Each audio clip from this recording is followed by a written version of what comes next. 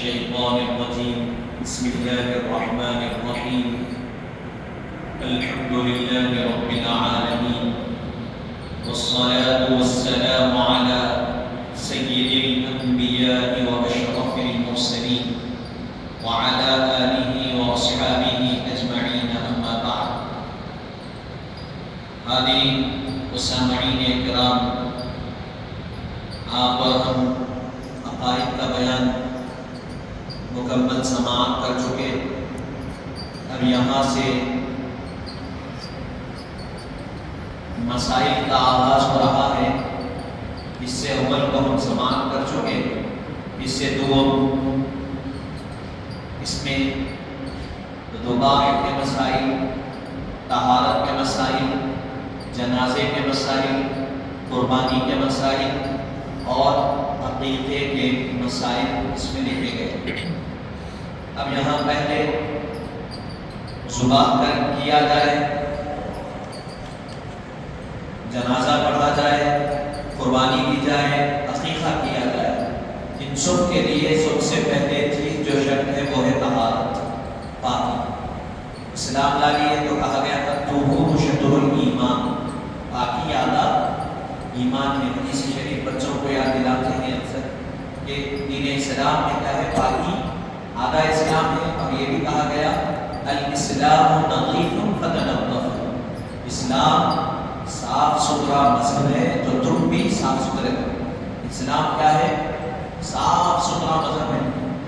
تو کہا گیا کہ حبیب پاک علیہ السلام نے ارشاد فرمایا تمہارا مذہب صاف ستھرا ہے، تم اپنے آپ کو بھی صاف ستھرے رکھو. اب یہاں اسی مناسبت سے وضو کے مسائل ذکر کر رہے ہیں. وضو، اور ہمارے پاس اکثر لوگ وضو نہیں بولتے، وضو واو میں پیش آتا ہے. بولتے ہیں بچوں کو اسی انداز میں یاد دلا دیا جاتا ہے، لیکن کہنا یہ چاہیے کہ وضو واو میں پیش لگاتے ہوئے وضو کے مسائل اب بتلایا جا رہا ہے. سب سے پہلے مسائل میں جیسا کہ آپ سنیں احکام شریعت کیا ہے؟ فرض، واجب، سنت، مستحب. اس پر تو کہا گیا وضو کے 4 فرائض. وضو میں کتنے فرائض ہیں؟ 4. نمبر 1 منہ دھونا، چہرہ دھونا. پیشانی سے لے کر، پیشانی کہاں سے؟ سر کے بال جہاں سے شروع ہوتے ہیں وہاں تک پیشانی ہوتی ہے. پیشانی سر کے بال سے یعنی پیشانی سے لے کر ٹھوڑی کے نیچے تک، اور ایک کان کی لو سے دوسرے کان کی لو تک، یہ چہرہ ہے، اس کا دھونا. اور مرد حضرات ہے داڑھی ہے تو داڑھی کا اچھی طریقے سے خلال کرنا، یعنی اندر تک پانی پہنچانا. وضو کے فرائض میں پہلا فرض ہے منہ دھونا، چہرہ دھونا. پھر دوسرا دونوں ہاتھ کونیوں سمیت دھونا. دونوں ہاتھوں کو کونیوں سمیت دھونا. کونیوں سمیت دھونے سے مراد کیا ہے؟ کونی تک دھونا نہیں، کونی سمیت یعنی کونی سے تھوڑا اوپر تک دھونا. سمیت یعنی کونی بھی اس میں شامل. پھر اس کے بعد تیسرے نمبر پر کہا گیا چوتھائی سر کا مسح کرنا.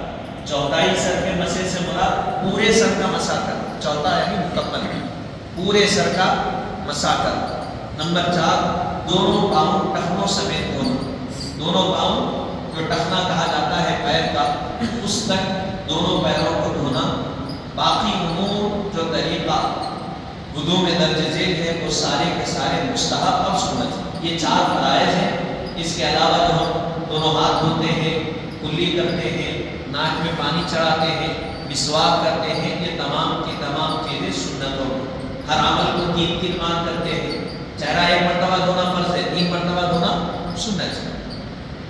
یا قرآن مجید میں کہا یا ایھا الذین آمنوا اذا قمتم الی الصلاۃ، اے ایمان والو جب تم نماز قائم کرو، نماز کے لیے کھڑے ہو جاؤ، فاغسلوا وجوہکم، اپنے چہروں کو دھو، وایدیکم الی المرافق، اپنے ہاتھوں کو کونیوں تک دھو، وامسحوا برؤوسکم، اور اپنے سروں کا مسح کرو، وارجلکم الی الکعبین، اور اپنے پیروں کو ٹخنوں تک دھو. یہ قرآن مجید میں 4 فرائض بتلائے گئے وضو کے 4. اب اس کے علاوہ جو چیزیں ہیں وہ ساری کی ساری سنت ہے، مستحب. اب اس میں صرف آپ کے لیے عرض کر رہا ہوں، ضروری تو نہیں ہے جاننا. احناف میں، شوافع میں، حنابل اور مالکی میں اختلاف. فرائض کس میں اختلاف ہے؟ فرائض میں اختلاف نہیں. فرائض تو سب کے پاس 4. اختلاف مقدار میں اس سے ہم کو لینا دینا نہیں. آپ اور ہم حنفی ہیں, ہم کو جو طریقہ بتلایا گیا اس طریقے پہ ہم کو عمل کرنا. شافعی کا کیا ہے, ہم سر کا چوتھائی سر کا مسح کرتے, شوافع بس ابتدائی سر کے چند بالوں کا بھی مسح کر کے تو پورے سر کے مسح میں ان کے پاس شامل ہے. یہ اختلاف اور علماء کے درمیان کا اختلاف رحمت ہے امت کے لیے. ہم کو اس اختلاف میں پڑھ کے بحث کرنا نہیں, ان کا اختلاف ان کے ساتھ, ہمارا ان کا عقیدہ ان کا نظریہ ان کے ساتھ, ہمارا نظریہ ہمارا عمل ہمارے ساتھ. تو یہ 4 فرائض ہوتے ہیں. اب دوسری چیز بتلائی جا رہی ہے وضو کا طریقہ کیا ہے. وضو کا طریقہ یہ ہے کہ قبلہ رو بیٹھ کر قبلے کی طرف چہرہ کر کر بیٹھے. قبلہ کدھر ہوتا ہے, جس سمت کعبہ معظم ہے اس سمت کو قبلہ کہا جاتا ہے. کعبہ شریف جس سمت ہوتا ہے اس سمت قبلہ.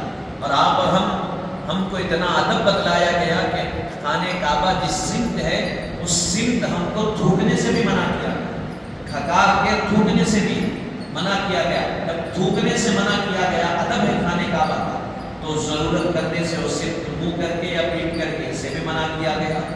اور کوئی غلط کام کر رہے ہیں یا پھر کوئی عمل ایسا کہ اس کی حرمت اس سمت پیر کرنا, خانہ کعبہ کی طرف پیٹ کرنا, اس سے منع کیا گیا. ادب ہے اس کا, احترام.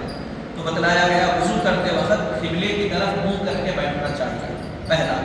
اس کے بعد نیت کرنا, یعنی میں پاکی حاصل کرنے کے لیے کہ غرض سے وضو کر رہا ہوں, یہ نیت کر لینا. پھر اس کے بعد بسم اللہ الرحمن الرحیم پڑھ کر دونوں ہاتھ پہنچوں تک 3 دفعہ دھونا. بسم اللہ پڑھ لیے, بسم اللہ پڑھ لینے کے بعد دونوں ہاتھوں کو کلائی تک پہنچا, اس کو کہا جاتا ہے کلائی تک 3 مرتبہ دھونا.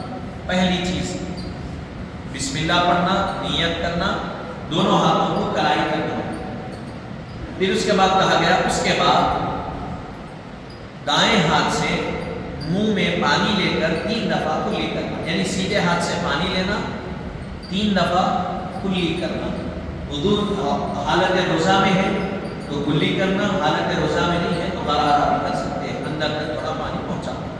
پھر اس کے بعد کلی کے ساتھ مسواک بھی کرنا, یہ بھی سنت ہے.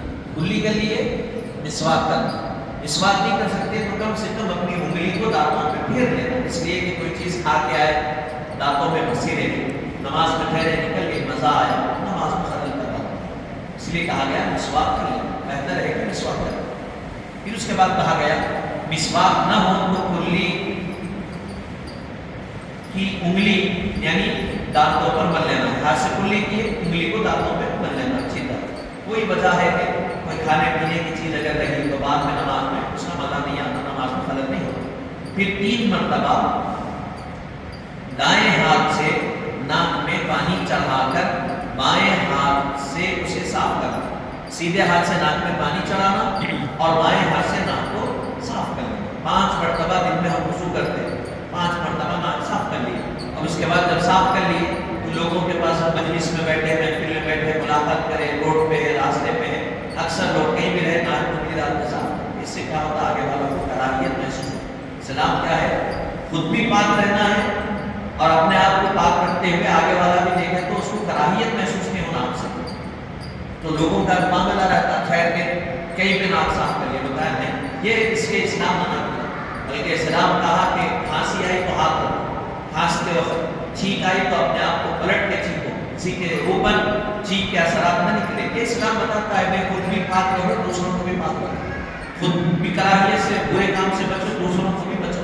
تو وضو کے لیے سیدھے ہاتھ سے ناک میں پانی چڑھائے, 3 مرتبہ ناک صاف کر لیے, ختم ہو گیا. پھر پورا دن میں 5 مرتبہ ناک صاف کر لیے, پھر دوبارہ آپ کو ضرورت نہیں پڑتی صاف کرنے کی. پھر اس کے بعد کہا گیا پھر 3 دفعہ دونوں ہاتھ میں پانی لے کر منہ دھونا. دونوں ہاتھ میں پانی لینا, ایک ہاتھ میں لے کے دھو لیے تو پورا نہیں دکھتا, تو دونوں ہاتھ میں پانی لینا اچھی طریقے سے. اس کے بعد چہرہ دھونا طول میں, یعنی لمبائی میں پیشانی سے ٹھوڑی کے نیچے تک, لمبان میں پیشانی سے ٹھوڑی کے نیچے تک, اور عرض میں یعنی چوڑان میں ایک کان کی لو سے دوسرے کان کی لو تک چہرہ دھونا. پھر اس کے بعد اگر داڑھی ہو تو اس کا خلال بھی کرنا. داڑھی بڑی ہے اور داڑھی رکھنا, داڑھی سنت مؤکدہ, سنت غیر مؤکدہ اگر ترک کر رہے تو کم کر سکتے، بتلایا گیا سنت غیر مؤکدہ، یعنی آپ سن کے آئے سنت کی دو قسمیں ہیں، سنت مؤکدہ غیر مؤکدہ۔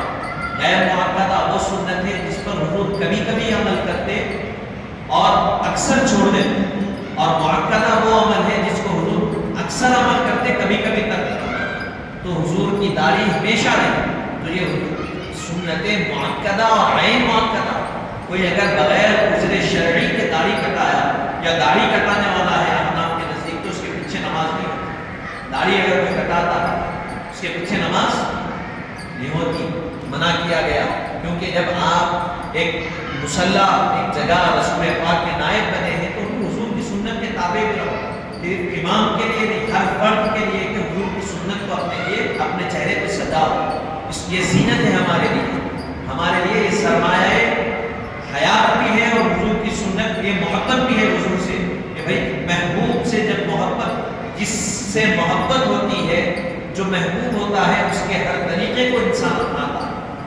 کسی سے محبت ہو گئی تو اس کی ہر چیز پسند آتی، اس کا لباس پسند آتا، یہاں تک کہ اس کے جسم کی خوشبو بھی پسند آتی، ارے یہ میرے محبوب کی بو آ رہی ہے، خوشبو آ رہی ہے۔ تو جب ایک دنیا کے انسان سے محبت ہو گئی، بچہ ہے، بچے کو لیتے چومتے محبت کرتے، اس کی کو سونتے سب کرتے، کیوں؟ اس لیے کہ بچہ محبت ہے اس سے۔ تو رسول پاک سے کہ محبت سب سے بڑھ کے، دنیا کی ہر شے سے بڑھ کر حضور سے محبت کرنا۔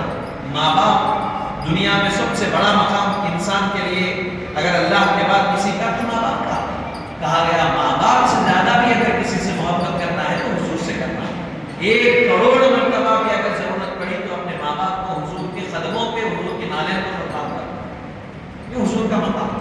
تو جب ماں باپ جیسی عظیم چیز سے زیادہ حضور سے محبت کرنا، حضور اپنے محبوب ہے، تو پھر حضور کا ہر عمل بھی اپنا محبوب ہونا چاہیے، اپنا لباس بھی حضور کے لباس کی طرح، اپنا چہرہ بھی حضور کے چہرے کی طرح، اپنی گفتار بھی حضور کی گفتار کی طرح، اپنی مجلس بھی حضور کی مجلس، ہر عمل میں حضور پاک کا طریقہ ظاہر ہونا چاہیے، تب ہم کہہ جائیں گے کہ ہاں یہ مسلمان، جس کے قول و فعل سے حضور کا عمل ظاہر ہو، دنیا کہے گی کہ یہ مسلمان۔ آپ اور ہم ہندوستان میں ہیں، غریب نواز، ہندوستان آئے تو غریب نواز آئے، دین لے کر کون آئے؟ غریب نواز آئے۔ غریب نواز سے پہلے دین کا تاریخ کو پڑھیا، غریب نواز سے پہلے صحابہ آئے، تجارت کی غرض سے آئے، محمد بن قاسم آئے، ان کے جہاز روک لیے گئے تھے آئے، لیکن دین لے کر کون آئے؟ غریب نواز۔ تو غریب نواز دین کیسے لے کر آئے؟ تلوار لے کر آئے، جبر کرتے ہوئے، ظلم کرتے ہوئے آئے، یعنی جیسا منگول اور تاتاری کرتے تھے۔ بغداد کے شہر میں جب منگول داخل ہوئے تو اتنا جنوسائیڈ، اتنے لوگوں کو، مسلمانوں کو بتلایا گیا تاریخ میں، اختلاف 40-50 ہزار مسلمانوں کو قتل کیا، جہاں جاتے قتل کر دیتے، مجبور کر دیتے اپنے مذہب کو ماننے کا ظلم۔ تو کیا غریب نواز آئے تو ایسا ظلم کرتے ہوئے آئے؟ نہیں آئے۔ پھر وہ کون سا عمل تھا؟ تلوار بھی لے کر نہیں آئے، ظلم بھی نہیں کرے، تو پھر دین پھیلا کیسے؟ 99 لاکھ لوگ اسلام کیسے قبول کیے غریب نواز کے ہاتھ پہ؟ تو بتلایا گیا کہ حضور کی سنتیں اور حضور کا طریقہ دیکھا۔ جب لوگ آپ کے طریقے کو دیکھیں، آپ کے لباس کو دیکھیں، فقیرانہ لباس میں شاہانہ انداز جب آپ کا دیکھیں، آپ کی گفتار دیکھیں، آپ کا انداز دیکھیں، آپ کے اخلاق دیکھیں، کردار دیکھیں، تو لوگ مجبور ہو گئے کہ نبی کے غلام کا یہ عالم ہے، تو نبی کے اخلاق کا عالم کیا ہوگا؟ دیکھتے لوگ کیا کہ کلمہ پڑھ کے داخل اسلام۔ جب آپ کے چہرے کو دیکھتے تو لوگ بولتے ہیں بعد میں بات کریں گے، سب سے پہلے آپ کلمہ پڑھائیے، ہم داخل اسلام ہونا چاہتے۔ تو یہ اخلاق لے کر آج بھی ہم کو ضرورت ہے، دین کو ہم اگر پھیلانا چاہتے ہیں، اگر ہم پھیلا نہیں سکتے تو آپ کسی چیز کو اچھا نہیں کر سکتے تو خراب تو نہیں کرنا چاہیے نا۔ کوئی چیز ہے آپ کے پاس، مائک ہے، اس کو بنا نہیں سکتے تو توڑنا تو غلط بات ہے۔ اسی طرح دین کو آپ پھیلا نہیں سکتے تو دین کو برباد بھی نہیں کر سکتے، خراب بھی کرنا آپ کا کام نہیں۔ دین کو پھیلانے کے لیے اخلاق کے اعلیٰ معیار کی ضرورت پڑتی ہے، اور دین آپ پھیلا نہیں سکتے تو کم سے کم اتنے تو اخلاق اپنے اندر پیدا کرو کہ دنیا دیکھے تو کہے ہاں یہ واقعی میں مسلمان۔ ایسے اخلاق دھوکہ مسلمان نہیں دینا چاہیے۔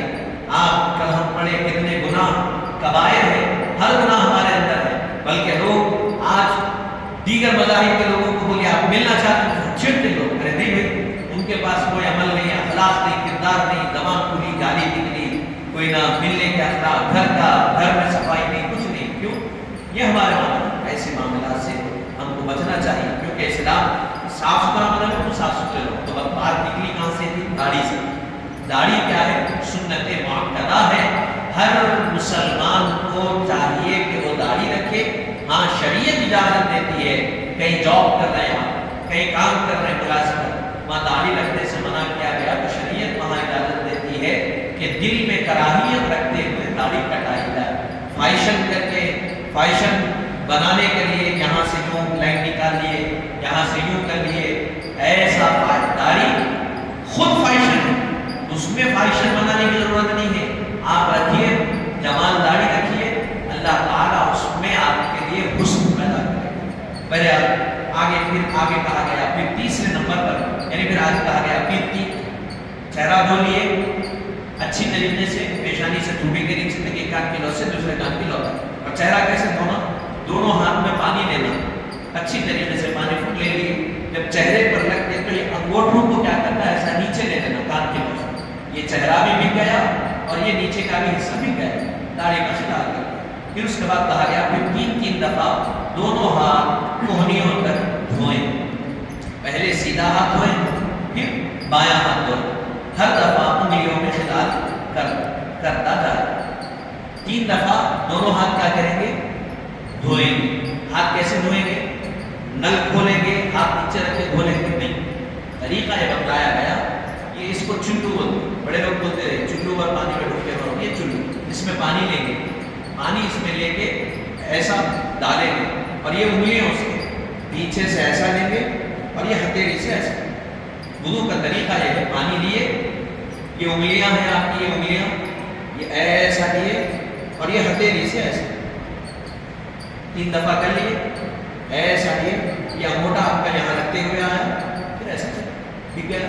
یہ انگلیوں کے درمیان کا حصہ پانی نہیں پہنچتا، اس کا خیال کرنا، اس میں اچھی طریقے سے پانی پہنچانا.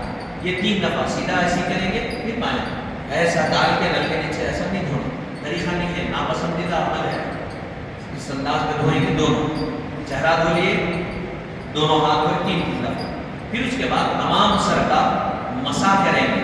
سر کے مسح کے بعد کانوں اور گردن کا مسح 1 دفعہ کریں. ایک ہی دفعہ مسح کرنا، کیونکہ مسح میں بھگانا شرط نہیں. یہ وضو میں کیا ہے، اگر بال برابر میں جگہ باقی رہ گئی تو وضو نہیں ہے، تو اس کو اچھی طریقے سے بھگانا. مسح میں کیا ہے، دونوں ہاتھ دھو لیے اور ہمارے پاس کیا ہے، یہاں سے چوم کے لے کے جاتے ہیں، ضروری نہیں ہے، شریعت کی اجازت نہیں ہے، اس کی کوئی ایسا کرنا ہے نہیں. دھو لیے. یہ 3 انگلی لینا، یہ انگلی، دونوں انگلیاں یہ اور انگوٹھا نہیں، یہ 3 انگلی یہاں سے شروع کریں گے، یہاں سے ایسے شروع کر کے پیچھے تک گئے، جا کے یہ پھر ہتھیلیوں سے ایسا لے کے ایسا، یہاں سے پیچھے گئے، ہتھیلیوں سے سامنے لا لیا. اب یہ انگلی تھی، یہ انگلی سے کان کے اندر کا خلا کریں، یہ انگوٹھوں سے کان کے پیچھے اور ان حصوں سے گردن. بس یہ ہو گیا سر کا مسح. صحیح مسح ایسا لے جائیں گے، پھر ہتھیلی سے ایسا لائیں گے، پھر کانا، پھر کان کے پیچھے، پھر یہ انگلیوں کے پیچھے کے حصوں سے گردن کا. یہ سر کا مسح. پھر اس کے بعد دونوں پاؤں ٹخنوں تک 3 دفعہ دھونے. دونوں پاؤں پیر رکھے نل کے نیچے اور لیفٹ ہینڈ یعنی بائیں ہاتھ کی کر انگلی سے پیر کی انگلیوں کے اندر اچھی طرح پھیلا. پیر کی انگلیاں ہیں اور جو ہم بیٹھتے یہ جو حصہ رہتا ہمارا، یہ بھی کیا ہو جاتا، یہ یعنی جو ٹخنا رہتا، ٹخنے کے نیچے کا حصہ چمڑی زمین کو لگنے کی وجہ سے یا بے شیپ وغیرہ میں لگنے کی وجہ سے اس میں میل جمع ہو جاتا ہے یا کھرکھرا ہو جاتا ہے. پانی آپ ڈالیں گے تو پانی بہہ جاتا ہے، اس کے اندر نہیں جاتا اسکن تک. تو کہا گیا اس کو تھوڑا مسل، اچھی طریقے سے اس کو مسل لیتے ہوئے انگلیوں کے درمیان کا خلا کریں گے اور پہلے سیدھا پیر دھوئیں گے، پھر بایاں پیر خلا کریں گے. بس وضو ہو گیا. یہ ہے وضو کا طریقہ. اور ہر چیز پیدل پہ کرنا. یہ عمل پہلے آپ سجدہ کریں گے، بعد میں رکوع کریں گے، پہلے پیر دھوئیں گے، بعد میں ہاتھ دھوئیں گے. پہلے جو طریقہ بتایا اللہ تعالیٰ نے طریقہ بیان کر دیا، چہرہ دھونا، ہاتھ دھونا، سر کا مسح کرنا، پیر دھونا. چہرہ دھوئیں گے، پھر سیدھا ہاتھ دھوئیں گے، بایاں ہاتھ دھوئیں گے، سر کا مسح کریں گے، پھر سیدھا پیر دھوئیں گے بایاں پیر، پھر وضو کریں تو وضو کے درمیان اللہم اجعلنی من التوابین واجعلنی من المتطہرین واجعلنی من عبادک الصالحین، یہ دعا پڑھیں گے، یا پھر اشہد ان لا الہ الا اللہ واشہد ان محمدا عبدہ ورسولہ، دعا کلمہ پڑھیں گے۔ یہ وضو کے ساتھ ساتھ دعائیں پڑھیں گے، یہ وضو کا طریقہ بتلایا ہے۔ تب بھی وضو کے درمیان اور وضو کے بعد کلمہ شہادت اور درود شریف پڑھنا باعث ثواب۔ وضو میں کیا ہے؟ وضو کے درمیان اور وضو کے بعد دعا کلمہ اور درود شریف دونوں پڑھنا ثواب، باعث ثواب۔ پھر اس کے بعد دوسری ترتیب بتلائی گئی، اگر وضو کے اعضاء منہ، ہاتھ، پاؤں وغیرہ پر چربی وغیرہ ہو تو وضو سے پہلے اس کو دور کر دیں، اور انگلی میں تنگ انگوٹی ہو تو اس کو گرائیں، کیونکہ بار برابر جگہ بھی خشک رہ جائے تو وضو نہیں ہوگا۔ ہاتھ کام کرتے کوئی میکینک ہے، گریس لگے ہوا ہے، آئل ہے، تیل ہے، پانی ڈالے تو پانی چلے جاتا نہیں لگتا، تو کہا سب سے پہلے اس کو دور کریں، چربی کو، گریس کو، آئل کو، تیل کو پہلے وہ صاف کریں، پھر اس کے بعد وضو کریں۔ اگر ہاتھ میں انگوٹی ہے تو انگوٹی پہننا بھی وضو کی سنت ہے۔ انگوٹی اگر ہاتھ میں ہے تو انگوٹی اگر تنگ ہے تو اس کو پھرا لیں، اگر تنگ نہیں ہے، ٹائٹ نہیں ہے تو وضو کرتے وقت بھی اگر پھرا لیے تو ہو جاتا۔ تو یہ چیزیں ہیں۔ پھر اس کے بعد اب بتلایا گیا ہے منہ پر زور سے، تیسرے نمبر پر بتلایا جا رہا ہے منہ پر زور سے پانی مارنا، 3 بار سے زیادہ کسی اعضاء کو دھونا، نجس جگہ یا مسجد کے اندرونی حصے میں وضو کرنا، یا وضو پہ بلا ضرورت دنیا کی باتیں کرنا مکروہ۔ کیا؟ منہ پہ پانی مارنا، پانی آپ کو دھونا ہے، مارے پانی، یہ ناپسند۔ اس سے کیا ہوتا ہے؟ کوئی بازو ہے تو پانی مکروہ، اللہ کو ناپسند۔ 3 بار سے زیادہ اعضاء کا دھونا، چہرہ 3 مرتبہ دھونا ہے، 4 مرتبہ دھو لیے، اللہ کو ناپسند۔ پانی خرچ کرنا بھی احتیاط کے ساتھ۔ اس کے بعد نجس جگہ پہ، ناپاک جگہ ہے، خراب جگہ ہے، ویسی جگہ بیٹھ کے وضو کرنا، یہ بھی اللہ کو پسند نہیں۔ مسجد کے اندرونی حصے میں بیٹھ کے وضو کرنا، یہ بھی پسند نہیں۔ مسجد میں پہلے تو وضو کرنے سے منع کیا گیا، کیونکہ وضو کیا ہے؟ وضو کرتے ہیں تو گناہ گرتے ہیں۔ کہا گیا اپنے گھر میں کر کرنا، اللہ کے گھر میں آ کے تو اپنے گناہ گرائیں گے۔ وضو کیے تو بولے، وضو کر لیے تو دھو لو، اپنے چہروں کو پوچھ کر آؤ۔ خطرات جو ٹپکتے ہیں نا، وہ خطرات میں گناہ ٹپکتے ہیں انسان کے۔ کہا اللہ کے گھر میں آ کے تم اپنے گناہ ٹپکائیں گے، کہا اس سے منع کیا گیا کہ ایسا نہ کرو، لیکن کام کاج ہے کرتے تو کر لینا چاہیے، اسے منع نہیں۔ پھر اس کے بعد کہا گیا کہ بلا ضرورت وضو میں دنیا کی باتیں کرنا مکروہ۔ وضو کر رہے ہیں آپ، باتیں کر رہے ہیں، کہا گیا نہیں، وضو باقی حاصل کرنے کے لیے کر رہے ہیں، بلا ضرورت کوئی بات۔ ہاں کوئی اگر ضرورت ہے، آپ وضو کر رہے ہیں تو پھر بات کر رہے ہیں تو ٹھیک۔ یہ 4تھے نمبر پر کہا گیا اب وضو ٹوٹتا کیسا؟ تو کہا گیا حاجت سے فارغ ہونا، یعنی ضرورت سے انسان، خواہ وہ ضرورت چھوٹی ہو یا بڑی، اس سے وضو ٹوٹ جاتا، یا اس راستے سے کسی اور چیز کا نکلنا، ہوا کا خارج ہونا یا کسی اور چیز کا نکلنا، اس سے وضو ٹوٹ جاتا۔ پھر جسم سے خون نکلا، پیپ نکلا، نکل کر بہا، وضو ٹوٹ گیا۔ منہ بھر کے خے ہوئی، وضو ٹوٹ گیا۔ کسی چیز کا سہارا لے کے سو گئے، وضو ٹوٹ گیا۔ پھر اس کے بعد کہا گیا بے ہوش وہ مست ہونا، وضو ٹوٹ گیا۔ نماز میں کھل کھل کر قہقہا لگا کر ہنسنا، اس سے وضو ٹوٹ جاتا۔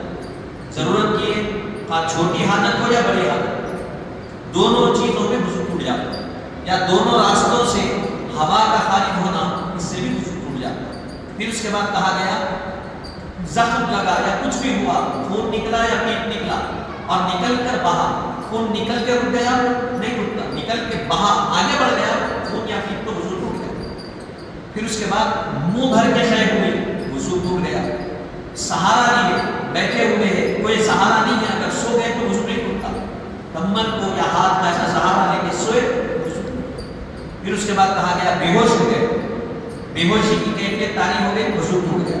پھر اس کے بعد نماز میں اگر کھل کھل کے ہنسے، آواز سے ہنسنے کی نماز میں، وضو ٹوٹ جاتا۔ 5ویں نمبر پر کہا گیا 6 چیزیں ہیں، آخری چیز پڑھ کر اپنی بات تمام کرتے ہیں۔ اگر کسی کو ہمیشہ بواسیر ہے یا کچھ پیشاب کے خطرے نکلتے ہیں، اس کی شکایت ہے، تو ہر نماز کے وقت نیا وضو کر لینا چاہیے۔ ایسا کوئی آدمی ہے وضو کر لیے، آپ کا وضو یہ چیزیں یعنی جو چیزوں سے وضو ٹوٹتا ہے یہ چیزیں نہیں ہوئی، ظہر میں وضو کی اثر تک تو آپ کا وضو اثر تک باقی، اثر میں آپ کیے اس کے بعد مغرب تک بھی نہیں ٹوٹا تو آپ کا وضو باقی۔ لیکن اگر کسی کو بواسیر ہے یا کسی کو پیشاب میں کچھ خطرے نکل جاتے ہیں تو کہا گیا ایسا اگر کسی کو ہے، کسی کا شکایت ہے تو ہر نماز کے وقت اس کو نیا وضو بنا لینا چاہیے۔ ایسے وضو سے وہ اس وقت نماز اور قضا نمازیں بھی سنت اور نفل سب پڑھ سکتا ہے۔ پھر اس کے بعد 6 نمبر پر کہا گیا بے وضو شخص کو نماز پڑھنا، بے وضو شخص جس کو وضو نہیں ہے نماز پڑھنا سجدہ کرنا حرام۔ اگر کسی کو وضو نہیں ہے تو نماز پڑھنا سجدہ کرنا اس کے لیے کیا ہے؟ حرام ہے، بغیر وضو کے کرنا۔ قرآن شریف کو بلا خلاف چھونا مکروہ ہے تحریمی، قرآن شریف میں بغیر وضو کے نہیں چھو سکتے۔ ہاں غلاف میں لپٹی ہوئی ہے وضو نہیں ہے تو چھو سکتے کیونکہ کپڑے میں لپٹی ہوئی، البتہ جوس دان میں ہو تو جائز ہے، چھوئے بغیر قرآن شریف پڑھنا دیکھ کر یا زبانی درست ہے۔ وضو نہیں ہے، قرآن کھلی ہے، آیت آپ پڑھ رہے ہیں بغیر چھیے کے تو آپ پڑھ سکتے ہیں، یاد ہے آپ سورۃ فاتحہ بغیر وضو کے پڑھ رہے ہیں پڑھ سکتے ہیں، لیکن بغیر وضو کے قرآن کو چھونا منع ہے، بغیر وضو کے نماز پڑھنا سجدہ کرنا کیا ہے؟ حرام۔ تو یہ آج ہم وضو کے فرائض کو اور اس کے جن چیزوں سے وضو ٹوٹ جاتا ہے اس کو آج ہم سماعت کیے۔